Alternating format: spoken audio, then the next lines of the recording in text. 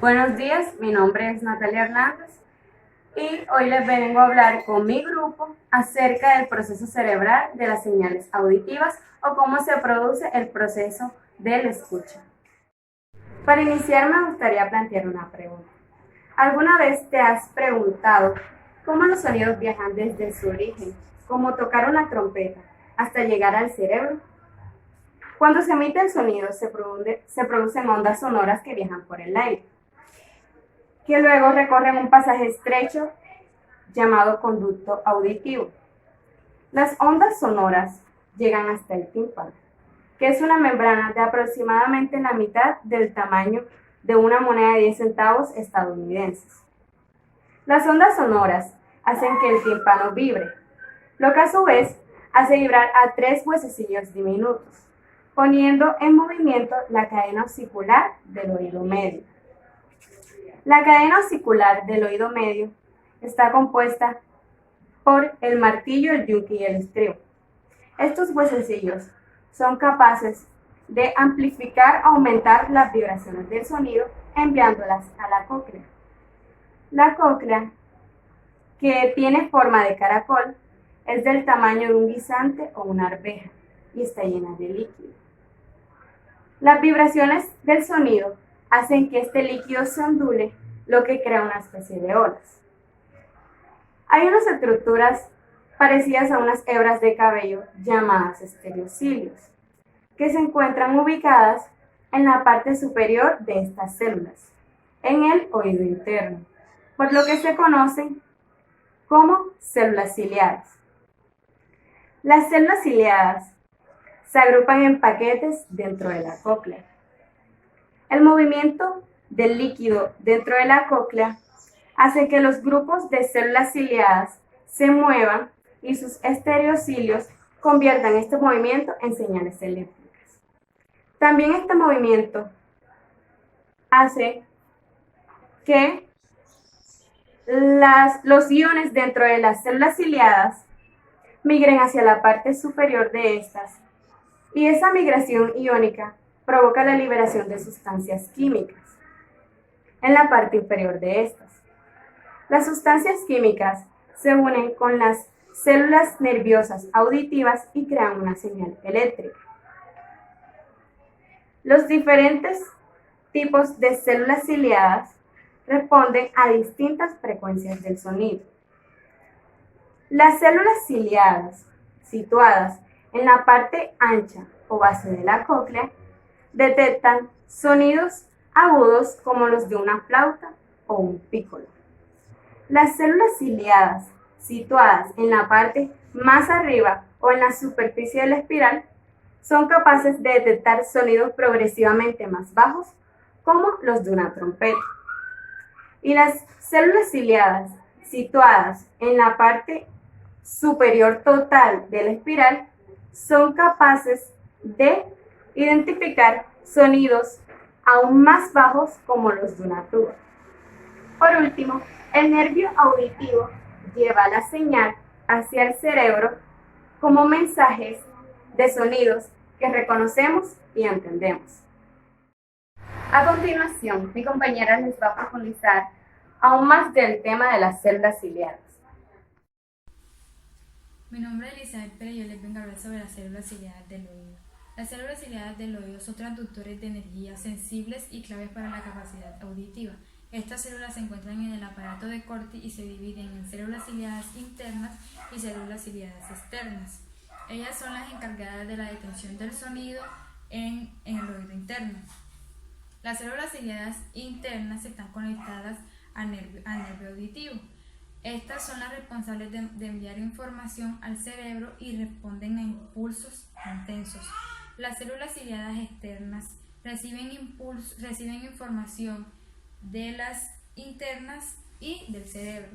Estas responden a impulsos de baja intensidad y cumplen un papel como de filtro moderador, y la exposición a sonidos muy altos puede llegar a dañar las células ciliadas sanas. Mi nombre es María Monterrosa y en esta ocasión les voy a hablar con respecto a la función que cumple el cerebro a la hora de nosotros escuchar. cómo es el viaje que tiene que pasar el sonido para llegar al cerebro, dónde se almacena la información para nosotros reconocer un sonido y hacerlo familiar. Cabe resaltar que en el cerebro existen millones de diminutas neuronas que son las responsables de decodificar la información que es proporcionada por los sonidos. La información de los sonidos se da en 3 niveles del cerebro: el acto reflejo, la corteza auditiva y en otras partes del cerebro. El primero, que es el acto reflejo, es cuando nosotros escuchamos algún sonido y se produce un reflejo, como lo puede ser dar un sobresalto o girar la cabeza. Luego viaja a la corteza auditiva. Es aquí en donde podemos tener un estímulo o una respuesta ya consciente. Luego el sonido pasa a otras áreas del cerebro donde los sonidos se relacionan con experiencias pasadas, es decir, con cosas que ya tenemos, que ya conocemos. Luego de esto es cuando nosotros vamos a dar una respuesta voluntaria y apropiada. Las vías auditivas se dividen en dos: está la vía auditiva primaria y la vía auditiva no primaria. En la vía auditiva primaria es donde se comienza a decodificar los sonidos. Es aquí donde se pasa el mensaje a la cóclea y de la cóclea se pasa al lóbulo temporal, o también llamado corteza auditiva. La parada del sonido se produce en el tronco del encéfalo. Es aquí en donde se interpretan las cosas básicas del sonido, como lo son la duración, la frecuencia o la intensidad. Luego el sonido pasa por 2 canales. El primer canal es el tálamo. Es aquí en donde se integran los sistemas sensoriales. Es decir, que el tálamo es de vital importancia para que se pueda producir una respuesta motora. Luego el sonido pasa por el córtex auditivo. Es aquí en donde los sonidos se decodifican en gran parte, pero es en la corteza auditiva en donde se decodifican mucho más y se genera una respuesta final. Ahora, las vías auditivas no primarias. Las vías auditivas no primarias tienen como principal función decodificar aquellos mensajes que son de mayor prioridad. Un ejemplo sería cuando estamos escuchando música y cuando estamos estudiando. Este sistema tiene como función elegir aquella tarea en la cual nos debemos concentrar más, es decir, la tarea con mayor vitalidad. El proceso de información sensorial de las vías auditivas no primarias también se empieza en el tronco del encéfalo. El tronco del encéfalo está compuesto por cientos de diminutos grupos neuronales. Y para finalizar el recorrido, el mensaje continúa al tálamo y termina en las áreas sensoriales de la corteza cerebral, que está ubicado en la capa externa de nuestro cerebro. Mi nombre es Judy Oviedo y vengo a hablar sobre la médula espinal. La médula espinal es una larga estructura cilíndrica la cual se encuentra ubicada en el conducto vertebral.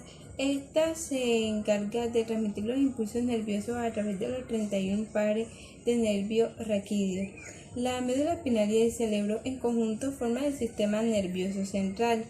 La médula espinal coordina los movimientos y sensaciones de nuestro cuerpo. Estas incluyen neuronas y fibras nerviosas como las podemos observar aquí, las cuales también reciben el nombre de axones.